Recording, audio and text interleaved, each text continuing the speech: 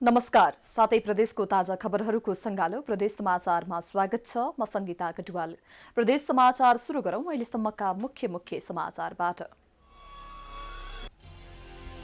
एमालेको 10औं महाधिवेशनको तयारीका लागि केन्द्रीय नेताहरू चितवन पुग्दै नारायणगढमै लाखौं मानिस जुटाएर कार्यक्रम गर्दा ट्राफिक व्यवस्थापनमा भने चुनौती।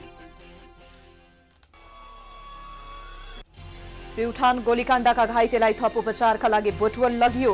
मतगणना स्थलमै गोली चलेपछि कंग्रेस नेताहरू छलफलमा।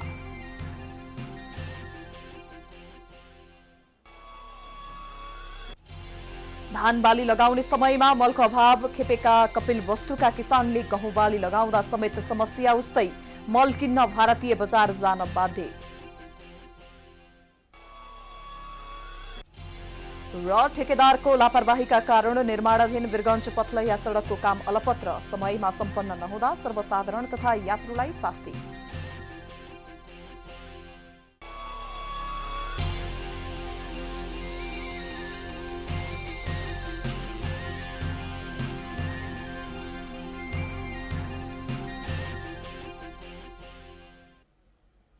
आजको प्रदेश समाचार सुरु गरौं। नेकपा एमालेको 10औं राष्ट्रिय महाधिवेशनमा ट्राफिक तथा भीड़ व्यवस्थापनमा चुनौती बढेको सम्बन्धी समाचारबाट।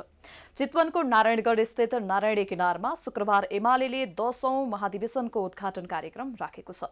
कार्यक्रममा 5 लाख मानिस उतार्ने दावी गरिएको छ। कार्यक्रम आयोजना स्थलबाटै पूर्व पश्चिम राजमार्ग गएको छ भने यसै पनि गाडीको बाक्लो ओहोर दोहोर हुने नारायणगढमै धेरै मानिस जुटाएर महाधिवेशन गर्दा ट्राफिक व्यवस्थापनमा भने चुनौती हुने भएको छ। एक रिपोर्ट। काठमाडौँलाई देशको पूर्व र पश्चिम भेगसँग जोड्ने नारायणगढ मुङलिन सडक पनि नारायणी हुँदै अगाडि बढेको छ। यसै पनि गाडीको बाक्लो ओहोर दोहोर हुने नारायणगढमै लाखौं मानिस जुटाएर कार्यक्रम गर्दा ट्राफिक व्यवस्थापन चुनौतीपूर्ण हुने देखिएको छ। चितवन जिल्ला प्रशासनले भीड़ व्यवस्थापन चुनौतीपूर्ण भएको भन्दै जिल्ला सुरक्षा समितिको बैठक बसेर भीड़ व्यवस्थापनका लागि विभिन्न योजना बनाएका छन्। शुक्रबार उद्घाटनका दिन नारायणगढ भरतपुर क्षेत्रका राजमार्ग र अन्य मुख्य शहरी मार्गमा गाडी चल्ने छैनन्। बिहान 9 बजेदेखि साँझ 5 बजेसम्म गाडी रोकेर सडकमा मान्छे मात्रै हिँड्ने व्यवस्था मिलाइएको छ। अब आँपटारी गोन्द्राङको पारस बस पार्क यता शक्तिखोरबाट आउनेलाई जुटपानी पदमपुर साइडकोलाई विशाल चौरको चोक जगडीमाई मन्दिरको चाहिँ गणेश स्थानको चाहिँ चोक यी खाली जग्गामा पार्किङको व्यवस्थापन गर्ने हामीले सुरक्षा योजना अनुसार ट्राफिक चाहिँ सवारी व्यवस्थापन गर्ने योजना छ हाम्रो। र पश्चिमतिर यो नवलपरासीको हकमा हाम्रो नवलपरासीतर्फ नै पुलभन्दा उता नै हामीले चाहिँ सबै रोक लगाउँछौँ। पश्चिमतिरको हकमा हामीले उता नै रोक लगाउने समन्वय गर्ने चाहिँ हाम्रो योजना छ र समन्वय भइरहेछ। पूर्वबाट आउने गाडीहरू भरतपुर केन्द्रीय बस पार्क क्षेत्रमा रोकिनेछन् भने पश्चिमबाट आउने गाडीहरूले नारायणी पुल नतरी गैंडाकोटमै रहनेछन्। त्यस्तै मुङलिन हुँदै काठमाडौँ पोखराबाट आएका गाडी बजारभन्दा पर आँपटारीमा रोकिनेछन्। पश्चिम चितवनबाट आउने गाडीहरू भरतपुरको त्रिचोक बेलचोक र 12 घरे क्षेत्रमा रोकिने व्यवस्था मिलाइँदैछ। उद्घाटन कार्यक्रममा सहभागी बोकेर आएका गाडी नै ती ठाउँसम्म मात्र आउनेछन्। सहभागी 2 देखि 4 किलोमिटरसम्म हिँडेर उद्घाटन स्थल नारायणी किनार पुग्नुपर्ने हुन्छ। महाधिवेशनमा आउनेहरूलाई बोकेका गाडी नै चल्न नपाउने भएपछि अन्य बस, ट्रक र निजी गाडी पनि चल्न पाउने छैनन्। देवघाट रामनगर क्षेत्रमा पनि गाडी राखिनेछ। गैंडाकोटमा नारायणी किनारभरि गाडी राखिनेछ। शनिबारदेखि सौराहामा बन्द सत्र सुरु हुनेछ। बन्द सत्रमा आएका लगभग 2000 प्रतिनिधिलाई शुक्रबार साँझ नै नारायणगढबाट लैजान क्याम्पाचौरमा गाडीहरू रहने व्यवस्था समितिले मिलाएको छ। गाडी चल्न नपाउने र भीड़का कारण उद्घाटन स्थलसम्म जान नपाउनेलाई कार्यक्रमका अतिथिको भाषण सुनाउन ठाउँ ठाउँमा डिजिटल डिस्प्ले बोर्ड राख्ने योजना एमाले बनाएको छ। एमाले चितवन जिल्ला समितिका अध्यक्ष पार्वती रावलले बजार क्षेत्र गैंडाकोट र सौराहामा पनि डिस्प्ले बोर्ड राख्ने जानकारी दिएकी छिन्। अब लागौं एमालेको 10औं राष्ट्रिय महाधिवेशनका लागि नेताहरू चितवन जान थालेको सम्बन्धी समाचारतर्फ। शुक्रबारदेखि चितवनमा हुने 10औं महाधिवेशनको लागि एमालेका केन्द्रीय नेताहरू चितवन पुग्न थालेका छन्।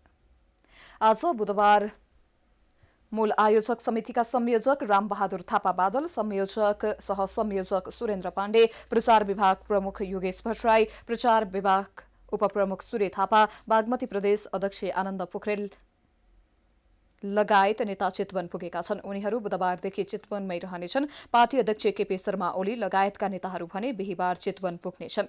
चितवनमै एमाले केन्द्रीय कमिटिको अन्तिम बैठकको तयारी भइरहेको छ। 10 गते नारायणी नदी किनारमा 10औं महाधिवेशनको उद्घाटन सत्र हुनेछ। बन्द सत्र भने सौराहामा गर्ने तयारी भइरहेको छ। अहिले नारायणी नदी किनारमा मञ्च निर्माणको काम जारी छ। अबको क्रममा प्युठान गोलीकाण्डका घाइतेलाई थप उपचारका लागि बुटवल लगिएको समाचारतर्फ लागौं। प्युठान गोलीकाण्डका घाइतेलाई थप उपचारका लागि बुटवल लगिएको छ। नेपाली कंग्रेसको 14औं महाधिवेशन अन्तर्गत प्युठानमा मतगणनाको क्रममा मंगलबार बेलुकी भएको झडपमा प्रहरीले गोली चलाउँदा 7 जना घाइते भएका थिए। गोली लागेर गम्भीर घाइते भएकाहरूलाई थप उपचारको लागि बुटवल लगिएको हो। प्रमुख जिल्ला अधिकारी खिमराज भुसालले भने गोली नचलेको दावी गरेका छन्। प्रत्यक्षदर्शीका अनुसार प्रहरीले 4 राउन्ड गोली चलाएको थियो। प्रहरीले आफै चलाएको गोली खुट्टामा लाग्दा प्रहरी जवान घाइते भएका छन्। उनीसहित तरुण दल प्युठानका उपाध्यक्ष रोयल कृष्ण र विजय रिजाललाई बुटवल रेफर गरिएको छ। अन्य घाइते कुबेर घरती, कमल घरती, खेमराज पण्डित लगायतको प्युठान जिल्ला अस्पतालमा उपचार भइरहेको छ। मतगणनाको क्रममा पौडेल पक्षका उम्मेद्वार विष्णु गिरीले अग्रता लिएपछि देउवा पक्षले ढुङ्गामुढा गरेपछि प्रहरीले बल प्रयोग गरेको र सो क्रममा गोली समेत चलेको बताइएको छ। प्रदेश समाचारमा पालो भएको छ विश्रामको।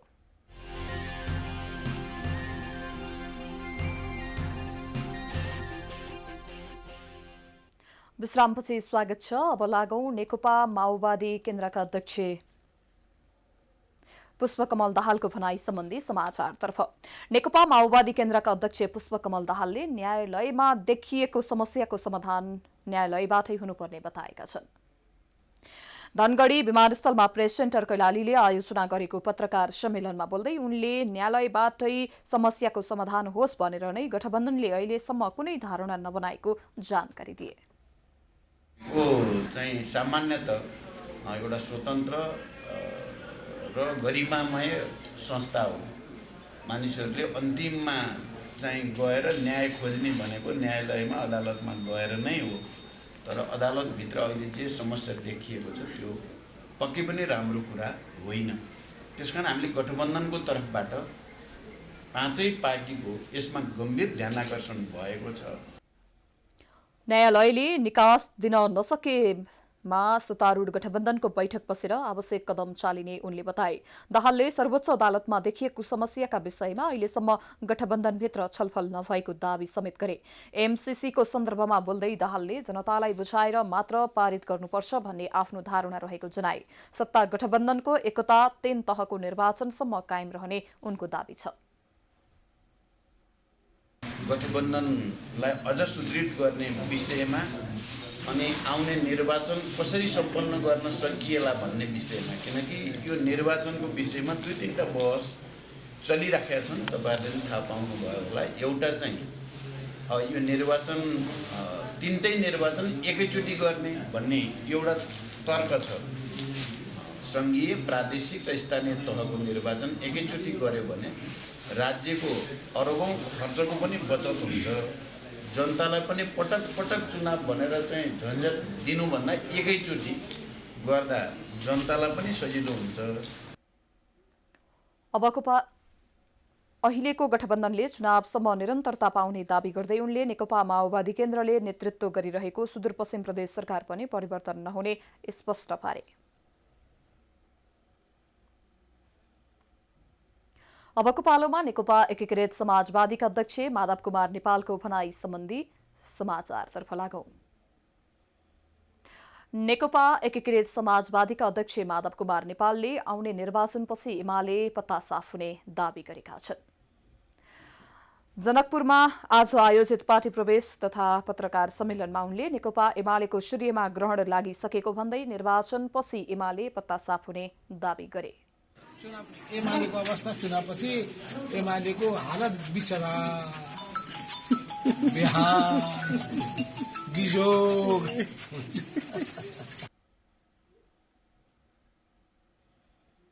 एमाले हिजो माओवादीसँग पार्टी एकता गरेपछि चुनाव जितेको भन्दै अब त्यसको ठिक उल्टो परिणाम आउने उनको भनाइ छ। उनले एमालेको महाधिवेशन सकिन साथ एमाले अध्यक्ष ओलीलाई विचारा भन्नुपर्ने अवस्था आउने टिप्पणी गरे। आफ्नो पार्टी लोकतन्त्र र जनताको अधिकार सहितको अभियानको साथ अगाडि बढिसकेको उनको भनाइ छ।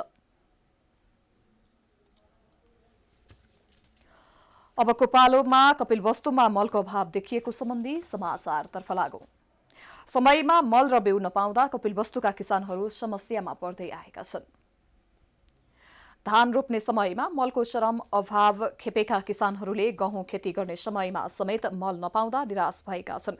नेपालमा मलको अभाव देखिएपछि कपिलवस्तुका किसानहरू भारतीय सीमा बजारमा मल किन्न जान बाध्य छन्। भारतीय बजारबाट मल खरिद गरी ल्याउँदा प्रहरीको चेकिङका कारण समस्यामा पर्ने गरेको उनीहरूको गुनासो छ।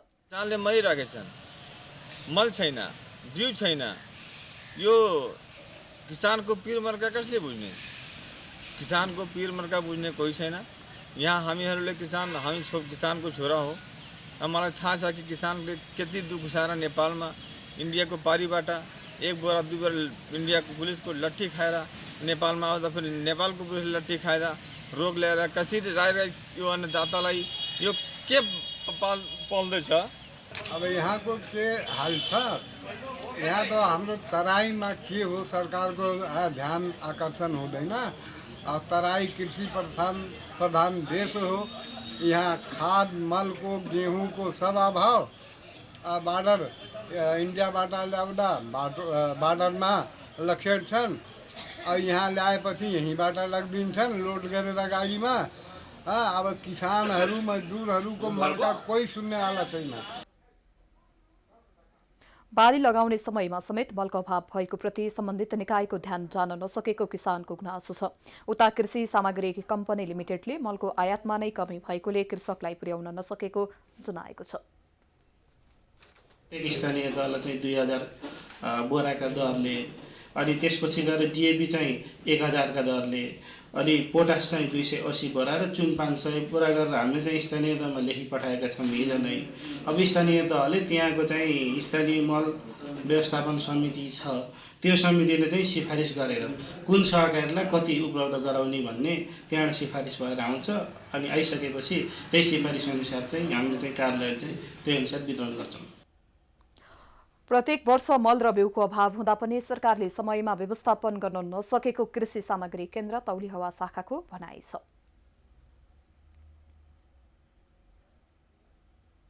प्रदेश समाचारमा पुनः पालो भएको छ विश्रामको।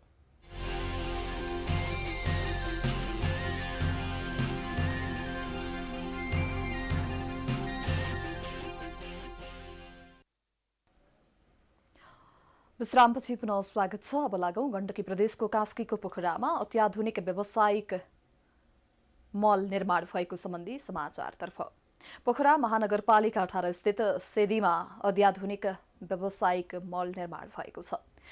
वाईयूके सुपरमार्केट नाम दिएर 15 करोड लगानीमा सुपरमार्केट निर्माण गरेको सञ्चालकको भनाइ छ। लेकसाइडको सेदी खपौदी पामेसम्म पुग्ने पर्यटकलाई लक्षित गरेर गेस्ट हाउसदेखि सबै सुविधा एकै ठाउँमा दिने उद्देश्यले मार्केट सञ्चालनमा ल्याउन लागेको व्यवसायीको भनाइ छ। व्यावसायिक मललाई पोखराका युवा व्यवसायी तथा समाजसेवी युवराज खतिवडाले सञ्चालन गर्न लागेका हुन्। हरूको लागि बस्न लागि चाहिँ एउटा चाहिँ प्रतीक्षालय जुन चाहिँ विश्राम कक्ष, त्यस्तै चाहिँ स्विमिङ पुल र चाहिँ हाम्रो पछाडि गेस्ट हाउस चाहिँ त्यहाँ आउनेहरूलाई चाहिँ सुविधाको लागि भन्ने हिसाबले हामीले मार्केट बनाएका छौँ। खतिवडाले पोखराका अन्य विभिन्न व्यापारिक चोकहरूमा पनि व्यावसायिक मलहरू सञ्चालन गर्दै आएका छन्। पोखरा पृथ्वी चोकको पोखरा सस्तो बजार र सिद्धार्थ चोकको फेवा एग्रिकल्चर फ्राली पनि खतिवडाले सञ्चालन गर्दै आएका छन्। यो व्यावसायिक महलबाट फेवा तालको मनोरम दृश्य अवलोकन गर्न सकिने व्यवसायी खतिवडाले जनाएका छन्। महलका सटर तथा हलहरू बुकिङ भइरहेको व्यवसायीको भनाइ छ। वेबसाइट महलमा 400 वटा सटरहरू हुनेछन्। व्यावसायिक महल क्षेत्रमा बालबालिकाहरूका लागि चिल्ड्रेन पार्क, युवा पुस्तालाई लक्षित गरी स्विमिङ पुल तथा गेम हाउसहरू पनि र ज्येष्ठ नागरिकहरूका लागि विश्राम कक्ष समेतको व्यवस्था हुनेछ।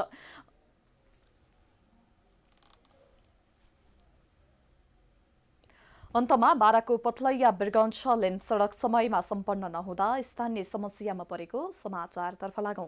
बाराको पथलैया बिरगञ्ज 6 लेन सडक समयमा सम्पन्न नहुँदा सर्वसाधारण तथा यात्रुहरूले शास्ति बेहोर्दै आएका छन्। निर्माण कम्पनीले समयमै काम सम्पन्न नगर्दा जेतपुर सिमरा क्षेत्रका स्थानीयहरू मारमा परेका छन्। धुलोका कारण त्यस क्षेत्रका स्थानीयहरूको स्वास्थ्यमा समेत समस्या बढेको गुनासो छ। एक रिपोर्ट।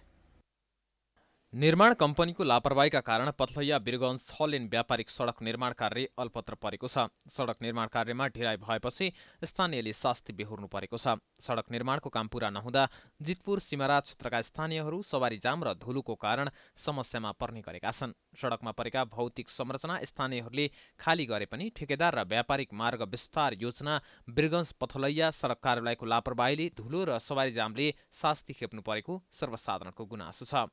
गाडीहरू चलाउन एकदम अप्ठ्यारो भइरहेको छ। गाडी चलाउँदा अब आँखामा धुलो आउने गर्छ, फेरि हुन्छ आँखाको पनि समस्या धेरै बढेको कारणले म सरकारसँग के अपिल गर्न चाहन्छु कि चाँडोभन्दा चाँडो के गरिदिनु पऱ्यो कि बाटो बनाइदिनु पऱ्यो। बहुत समस्या बा रोड के का पूरा गर्दा उडता पानी अब लागत रहता बिना मेघे के पानी लागत रहता बहुत समस्या बा गाडी उडी आउँछ।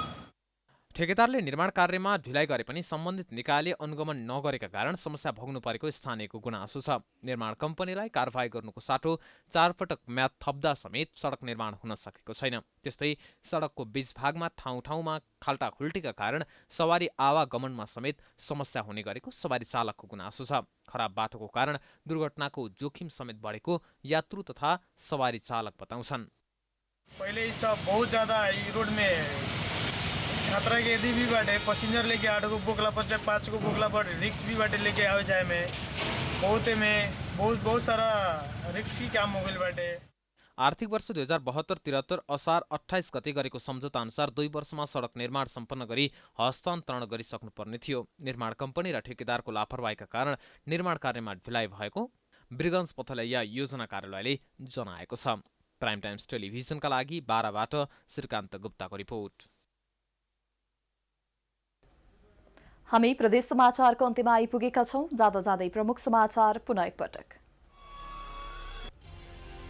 एमालेको 10औं महाधिवेशनको तयारीका लागि केन्द्रीय नेताहरू चितवन पुग्दै नारायणगढमै लाखौं मानिस जुटाएर कार्यक्रम गर्दा ट्राफिक व्यवस्थापनमा भने चुनौती।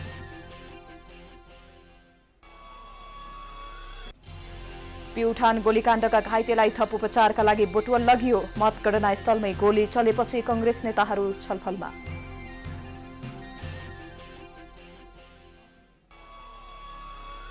धान बाली लगाउने समयमा मलको अभाव खेपेका कपिलवस्तुका किसानले गहुँ बाली लगाउँदा समेत समस्या उस्तै। मल किन्न भारतीय बजार जान बाध्य।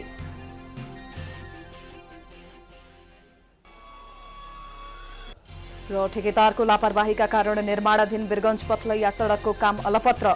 समयमा सम्पन्न नहुँदा सर्वसाधारण तथा यात्रुलाई शास्ति।